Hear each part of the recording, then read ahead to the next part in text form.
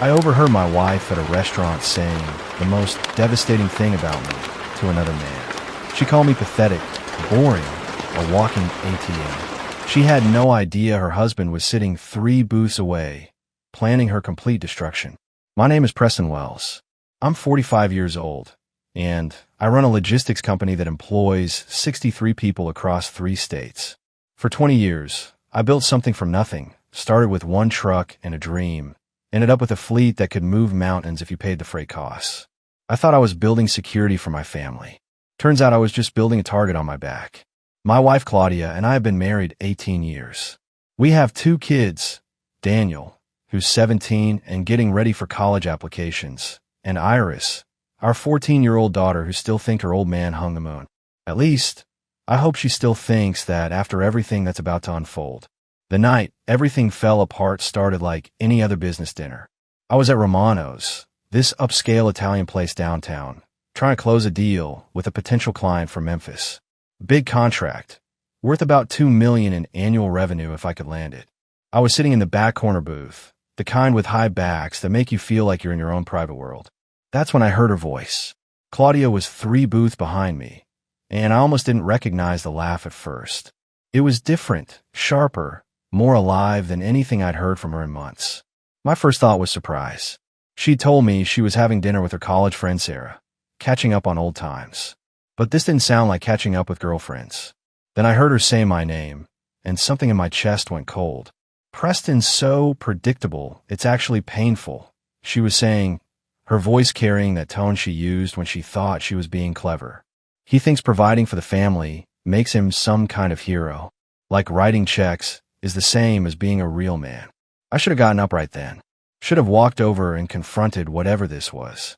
Instead, I sat frozen, my client across from me asking about delivery timelines while my world started spinning off its axis. He's got no fire left, Dwight, Claudia continued, and hearing another man's name hit me like a freight truck. No passion, no spontaneity. Just work, work, work, and those boring stories about trucking routes and warehouse efficiency. God, sometimes I feel like I'm married to a calculator. The man's voice was deeper, confident in a way that made my jaw tighten. So why stay? You're only 43, Claudia. You've got time to start over. Money, she said simply, and I swear I heard her shrug. Preston's built a nice little empire, and once Daniel graduates and goes to college, I won't feel guilty about taking half of it. Dwight, this is the worst thing I've probably ever said about anyone, but my husband is basically just a financial safety net at this point. I'm counting down the days until I can cash out. That's when I knew I just overheard the worst thing my wife had ever said about me. And in that moment, sitting in that restaurant booth with my client still talking about shipping schedules, I made a decision that would change everything. She'd never see me coming. I somehow managed to finish the business dinner. Don't ask me how. My mind was spinning like a broken compass, but my mouth kept moving on autopilot. The client from Memphis shook my hand, said he'd have an answer by Friday, and walked out none the wiser that he'd just witnessed a man's world implode in real time. Claudia was still at her table when I stood up, her back to me. She was leaning forward, laughing at something this Dwight character was saying. Even from behind, I could see the body language, the way she touched her neck, played with her hair. This wasn't catching up with an old friend. This was a woman on a date. I paid my bill and walked past her table on my way out. Got a good look at him. Mid-40s, athletic build, expensive suit. The kind of guy who probably drove a BMW and talked about his CrossFit routine at parties. Everything I wasn't, apparently. Neither of them noticed me. Why would they? According to my wife, I was just a walking ATM with no personality. I sat in my truck in the parking lot for 20 minutes, watching through the restaurant windows. They ordered dessert. She fed him a bite of tiramisu. He reached across and squeezed her hand. Normal couple stuff, except she was my wife, and he definitely wasn't me. My phone buzzed with a text from Claudia. Running late with Sarah. Don't wait up. Love you. Love you. 2 words that used to mean everything, now feeling like counterfeit bills in my pocket. I drove home in a daze, muscle memory guiding me through familiar streets while my brain tried to process what I'd witnessed. Daniel was in his room doing homework, music leaking through his closed door. Iris was asleep, her face peaceful in the hallway nightlight's glow. These kids, our kids, had no idea their mother was planning to blow up their lives for a midlife crisis and a bigger bank account. I poured myself 3 fingers of whiskey and sat in my home office, staring at family photos on the wall. Our wedding day, vacations, Christmas mornings. All of it suddenly felt like elaborate theater, with me as the only one who didn't know he was performing. Claudia came home at 11:47 p.m. I heard her heels on the hardwood, the careful way she closed the front door. She peeked into the office where I was pretending to review shipping manifests. "Hey, honey," she said, her voice artificially bright. "How was your dinner?" I looked up at her, this woman I'd shared a bed with for 18 years, and saw a complete stranger.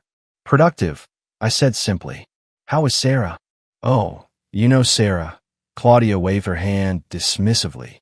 "Same old stories about her ex-husband and her terrible job. Poor thing never changes." The lie rolled off her tongue so smoothly, I almost admire the craftsmanship. "I'm heading to bed," she announced, already turning away. "Don't stay up too late with those reports." She kissed my forehead, a gesture that once felt loving, now felt like a consolation prize. After she left, I sat there for another hour, planning my next move. Because this wasn't over. This was just beginning. The next morning, I did something I'd never done in 20 years of marriage. I called in sick to work and follow my wife. Claudia left the house at her usual time, 8:15 a.m., coffee in hand, and that fake smile she'd been wearing lately. She told the kids she had an early client meeting, kissed them both goodbye, and walked out like she was heading to just another day at the office. I waited 5 minutes, then got in my personal car, not the company truck she'd recognize, and tailed her through morning traffic. Basic surveillance, nothing fancy. Just a husband trying to confirm what his gut already knew. She didn't go to her marketing firm. Instead, she drove across town to a coffee shop called the Daily Grind, the kind of place that charged $6 for what used to cost 50 cents. I parked across the street and watched through the window as she sat at a corner table, checking her phone every 30 seconds like she was waiting for someone. At 9:23 a.m., Dwight walked in. He was even more polished in daylight, crisp shirt, expensive watch, the kind of confident stride that came from never having to worry about making payroll or keeping 63 employees fed. He slid into the seat across from my wife like he owned the place. I couldn't hear their conversation, but I didn't need to. The body language told the whole story. Leaning forward, touching hands across the table, her throwing her head back at his jokes. This wasn't their first coffee date. This was routine. They stayed for 47 minutes. I know because I timed it, sitting in my car like some discount private investigator. When they left together, walking to separate cars in the parking lot, he pulled her close for a kiss that lasted way too long for a casual goodbye. My hands gripped the steering wheel so tight, I thought it might snap. I followed Claudia to her actual office after that, watched her walk inside like nothing had happened. Then I drove to my own company, told my assistant I was feeling better, and buried myself in logistics reports. But my mind wasn't on shipping schedules. It was on planning. That evening, I acted normal, asked about her day, listened to her elaborate lies about client meetings and project deadlines. She was good at it, smooth, detailed, convincing. Made me wonder how long she'd been practicing. "How was your client meeting this morning?" I asked casually over dinner. "Exhausting," Claudia replied without missing a beat. "New campaign for a restaurant chain. They want everything changed at the last minute." Daniel looked up from his plate. "Which restaurant, Mom?" For just a split second, I saw panic flicker across her face. "Oh, it's still confidential," she recovered quickly. "You know how these things work." Our son nodded and went back to his food, but I caught that moment of uncertainty. The first visible sign that the lie was getting harder to maintain. Over the next week, I became a man with a mission. During lunch breaks and after hours, I started documenting everything. Times, places, phone records I could access through a shared account, credit card statements that showed charges I didn't recognize. The coffee shop became a regular stop for them. Tuesday and Thursday mornings, same corner table, same routine. I started taking photos from across the street. Nothing dramatic, just evidence for later use. But the real breakthrough came when I remembered something about Claudia's phone habits. She'd always been careless with technology, using the same passwords for everything, syncing all her accounts without thinking about security. For a woman planning to rob me blind, she had terrible operational security. I accessed her cloud storage from my office computer. What I found that made my stomach turn. Hundreds of text messages between her and Dwight going back 8 months. Photos I never wanted to see. But worse than the intimate stuff were the conversations about me, about our marriage, about their plans. Preston works such long hours, he doesn't notice anything. She'd written 3 weeks ago. I could probably move in with you, and he'd think I was just staying late at the office. His response, not yet. Wait until after the holidays. Let the kids have one more normal Christmas before you blow up their world. One more normal Christmas. Like our family was a business they were planning to liquidate after the fiscal year ended. The most damaging messages were recent, from just 2 days after I'd overheard them at the restaurant. He seemed suspicious last night, Claudia had texted. Asked more questions than usual about my day. Maybe he's finally waking up, Dwight replied. We might need to accelerate our timeline. No, she'd written back. Preston's too trusting. Always has been. I could tell him the sky was green, and he'd ask what shade. We stick to the plan. Daniel graduates in May. Then we make our move. Make our move. Like divorcing me was a chess game, and I was too stupid to see the board. I printed everything. Made copies. Stored them in a safety deposit box I opened at a bank across town. Then I called the best divorce attorney in the state, a woman named Rebecca Martinez who had a reputation for protecting men's assets when their marriages went south. Mr. Wells, she said after reviewing my evidence, your wife has made several critical errors. First, she documented everything. Second, she's planning to wait, which gives us time to protect your interests. And third, she's underestimating you. What's our next move? I asked. Rebecca smiled.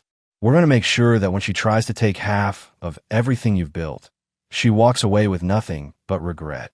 The hardest conversation of my life happened on a Saturday morning in November. I'd asked Quentin Hayes, Claudia's brother, to meet me for coffee. Not at the Daily Grind. That place was contaminated now, but at a small diner on the outskirts of town where nobody knew us. Quentin was a family therapist, 3 years younger than Claudia, but infinitely wiser about human nature. He'd always been the reasonable one in her family, the person who called out bad behavior regardless of blood relations. Preston, he said as we settled into a corner booth. You look like hell. What's going on? I handed him a folder containing printed copies of text messages and photos. Not the intimate stuff. I wouldn't put him through that, but enough to show the scope of what his sister was planning. He read through everything in silence, his expression growing darker with each page. When he finished, he set the papers down and rubbed his face with both hands. How long have you known? Quentin asked finally. 2 weeks, I said. I've been documenting everything since then. Jesus, Preston, I'm so sorry. He shook his head. I knew something was off with Claudia lately. She's been different at family gatherings, distracted, secretive. But I never imagined this. The kids don't know yet, I said. I'm not sure how to tell them. Quentin leaned forward. Let me help with that. Daniel and Iris are going to need professional support through this, and they're going to need to understand that none of this is their fault. We spend the next hour planning. Quentin would gradually prepare the kids for difficult news without revealing specifics. He'd also help me identify the right moment to have the conversation. Most importantly, he agreed to serve as a character witness when this inevitably went to court. There's something else, I said as we prepare to leave. I need to secure my business assets before Claudia realizes what's happening. What do you mean? She's planning to take half of everything I've built, I explained. But the company has 63 employees who depend on those paychecks. I won't let her greed destroy their livelihoods. That afternoon, I met with my business attorney and accountant. We restructured the company ownership, moving my personal shares into a trust that protected them from divorce proceedings. It was completely legal business protection strategies that should have been in place years ago. By Monday morning, my logistics company was bulletproof. Claudia could try to claim half of everything, but she'd find out the hard way that everything was now much smaller than she'd calculated. The irony wasn't lost on me. For years, she'd complained that I spent too much time focused on business. Now, that business focus was going to be her downfall. 3 weeks after discovering the truth, I made the decision that would change everything. It was a Tuesday morning, and Claudia was getting ready for another client meeting, which I now knew was code for breakfast with Dwight. She was humming in the bathroom, applying makeup with the kind of care she hadn't shown for me in months. Happy, content, completely unaware that her world was about to collapse. I'll be late tonight, she called out. not even looking at me. Big presentation for the restaurant chain. Might not be home until after 10. The restaurant chain that didn't exist. The presentation that was actually a dinner date with her boyfriend. No problem, I said calmly. I've got some late meetings myself. After she left, I sat in my truck in the driveway for a full 10 minutes, thinking about the phone call I was about to make. Once I did this, there was no going back. No reconciliation, no counseling, no working through her problems. This was a nuclear option, but she'd already chosen nuclear when she decided I was nothing more than a paycheck with legs. I called Rebecca Martinez. I'm ready to file, I told her. Are you sure, Mr. Wells? Once we serve her, she'll know you've been investigating. I'm sure, I said, and I want her served at her office, in front of her colleagues. I want everyone to know exactly who she really is. That can be arranged, Rebecca said. We'll have the papers ready by Thursday. That evening, I did something I hadn't done in months. I cooked dinner for my family. Real dinner, not takeout or something from the freezer. Grilled steaks, roasted vegetables, mashed potatoes from scratch. Daniel raised an eyebrow when he saw the spread. What's the occasion, Dad? He asked. Can't a man cook for his family without an occasion? I replied, but the truth was more complicated. This might be one of our last normal dinners together, and I wanted it to be memorable for the right reasons. Claudia came home at 10:47 p.m., claiming the presentation had run long. She barely touched the plate I'd kept warm for her, too busy checking her phone and smiling at messages I knew weren't from clients. This looks wonderful, she said, but her tone was distracted, obligatory. Sorry I missed dinner with everyone. Don't worry about it, I said, watching her scroll through what were undoubtedly sweet nothings from Dwight. There will be plenty of opportunities for family dinners in the future. She looked up at me then, maybe catching something in my tone, but I kept my expression neutral. Let her wonder. Let her think she was still in control of the situation. After 20 years of marriage, I'd become invisible to her. But invisible men see everything, and what I'd seen was going to destroy her carefully constructed fantasy. Thursday couldn't come soon enough. I was ready for her to finally see me again. The process server delivered the divorce papers to Claudia's office at 2:15 p.m. on a Thursday afternoon. I know the exact time because Rebecca called me immediately afterward. It's done, she said simply. Your wife has been served. I was sitting in my truck outside Daniel's school, waiting for his basketball practice to end, when my phone started ringing. Claudia's name flashed on the screen. I let it go to voicemail. Then she called again, and again. By the time Daniel jogged out to the parking lot, sweaty and exhausted from practice, I had 7 missed calls and a string of increasingly frantic text messages. Where are you? Call me now. What the hell is this? You can't just disappear and ambush me like this. Daniel climbed into the passenger seat, glancing at my phone as another call came through. Mom's really trying to reach you, he observed. Yeah, I said, turning off the phone completely. We'll talk to her at home. The drive back was tense. Daniel kept shooting me worried looks, clearly sensing that something major was happening. When we pulled into the driveway, Claudia's car was already there. She'd left work early, probably racing home in a panic. I found her in the kitchen, pacing like a caged animal, still clutching the legal documents. Her face was red, eyes wild with a mixture of rage and disbelief. Preston, she started the moment she saw me. What is this? Some kind of sick joke. No joke, I said calmly, setting my keys on the counter. It's exactly what it looks like. You can't just file for divorce without talking to me first. We have problems, but we can work through them. This is insane. I looked at this woman who'd spent months planning to destroy our family, now acting shocked that I'd beaten her to the punch. Like you were planning to work through them with Dwight? I asked. The color drained from her face. For a moment, she looked genuinely surprised, as if she'd forgotten that actions have consequences. I don't know what you think you know, she began, but I cut her off. I know everything, Claudia. The coffee shop meetings, the texts, the plans to wait until Daniel graduates so you can take half of everything I've built. I know that you think I'm pathetic and boring, and that Dwight is more of a partner than I ever was. Her mouth opened and closed like a fish out of water. She'd been caught completely off guard, unprepared for a fight she thought would happen on her timeline. Where are the kids? She asked suddenly, apparently realizing that Daniel and Iris weren't around. Quinn picked them up, I said. They're spending the night at his place while we sort this out. You told my brother about our personal business. Your brother deserved to know that his sister was planning to blow up 2 families for a midlife crisis. That's when the tears started. Not genuine emotion, but calculated performance. The same routine she'd probably used to manipulate me for years. Preston, please, she said, reaching for my arm. We can fix this. I made a mistake, but we can get through it together. I stepped back, avoiding her touch. No, Claudia. We can't. Because this wasn't a mistake. This was a plan. And now I have my own plan. For the first time in our marriage, she looked at me with something resembling respect. Not love, not affection, but the recognition that she was no longer dealing with the pushover she'd married. She'll never see me the same way again, I thought, watching her process the reality of her situation. And honestly, that felt exactly right. The conversation with Daniel and Iris happened 2 days later, on a Saturday morning at Quentin's office. I'd wanted neutral ground, somewhere safe where they could process their emotions without feeling trapped. Daniel sat in the chair closest to me, 17 years old, and trying to act like an adult, even though I could see the scared kid underneath. Iris curled up on the couch, 14 and still young enough to hope this was all some terrible misunderstanding.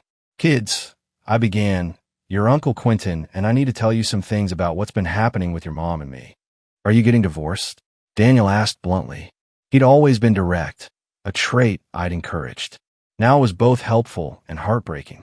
Yes, I said. We are. Iris made a small sound, somewhere between a gasp and a sob. Quentin moved closer to her, offering silent support. Why? She asked. I thought everything was okay. This was the moment I'd been dreading. How do you explain betrayal to a 14-year-old without destroying her relationship with her mother? Sometimes adults make choices that hurt the people they love. I said carefully, your mom has been seeing someone else, making plans that didn't include keeping our family together. Daniel's jaw tightened. For how long? Several months, I admitted. I knew something was wrong, he said quietly. She's been different, distracted, and she's been lying about where she goes. Iris was crying now, tears streaming down her face. Does she not love us anymore? She loves you both very much, I said, and I meant it. Whatever Claudia had done to our marriage, she genuinely cared about the kids. This is about her relationship with me, not with you. Where are we going to live? Daniel asked. What's going to happen to us? You're going to live with me, I said firmly. In our house, with your same schools, your same friends. I'm going to make sure your lives stay as normal as possible. What about Mom? Iris asked. Your mom will always be your mom. Quentin interjected gently. She'll still be part of your lives, just differently than before. We talked for another hour, answering their questions as honestly as possible. Daniel was angry, not just at his mother, but at the whole situation. Iris was confused and hurt, struggling to understand how the family she trusted could fall apart so suddenly. Dad, Daniel said as we prepared to leave, I want you to know that I'm proud of you for standing up for yourself. Mom's been treating you badly for months, and I was starting to lose respect for you because you weren't doing anything about it. His words hit me like a truck. My own son had been watching me accept disrespect, had been losing faith in me because I'd been too trusting, too passive. I should have acted sooner, I admitted. Maybe, he said, but you acted when it mattered.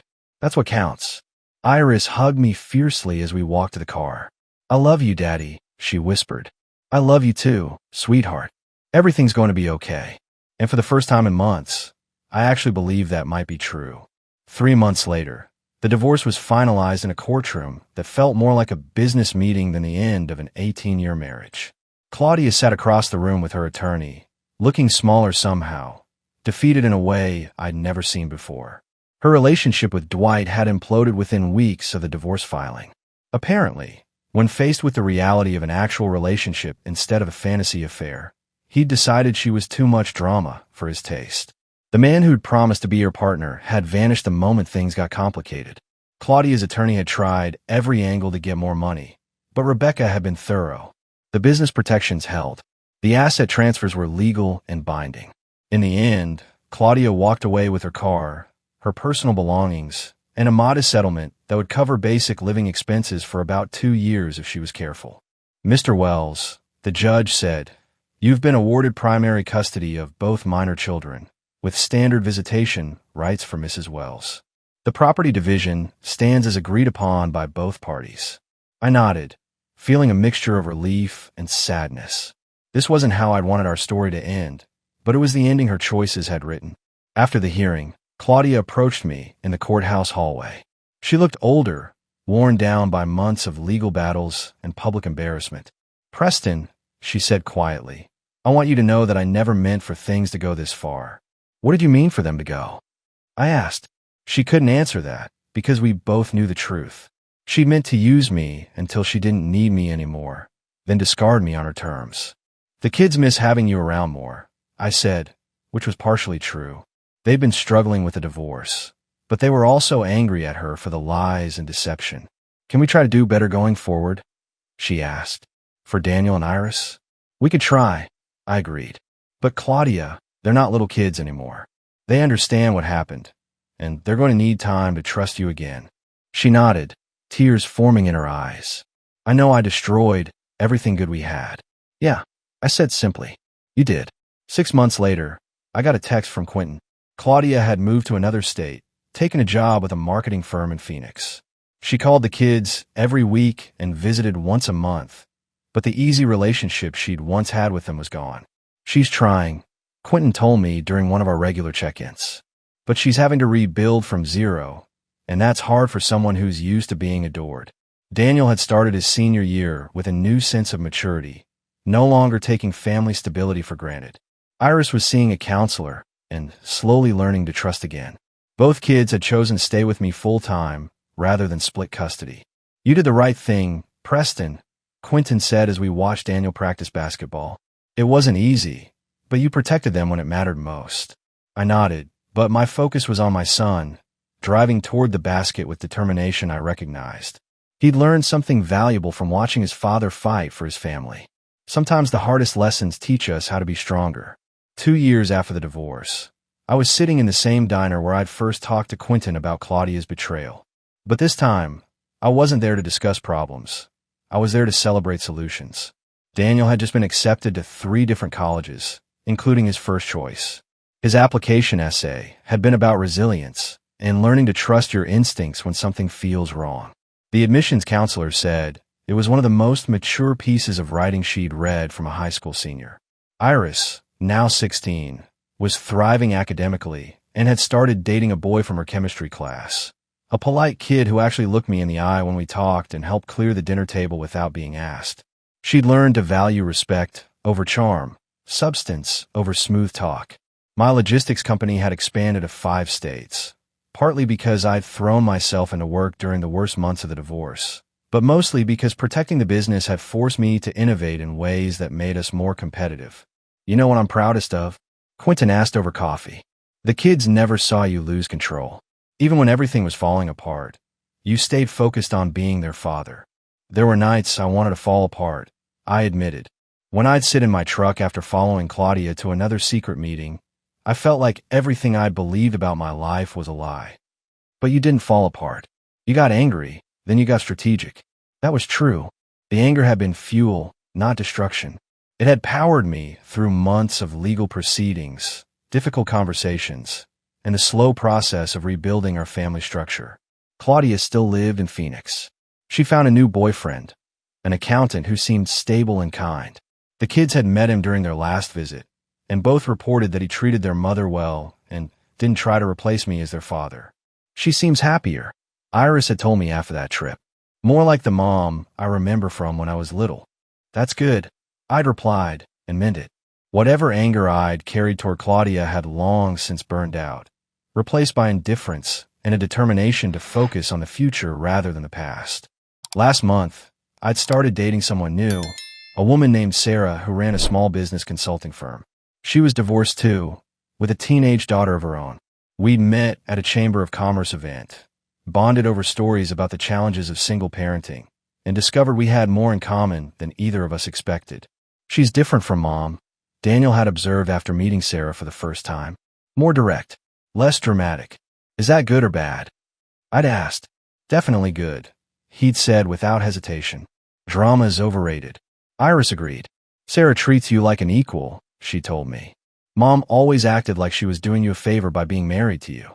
Out of the mouths of babes.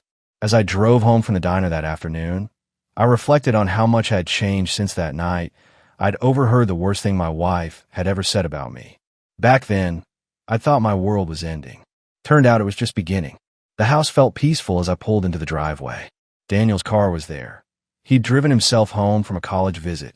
Iris's bike was leaning against the garage door, meaning she was probably inside doing homework.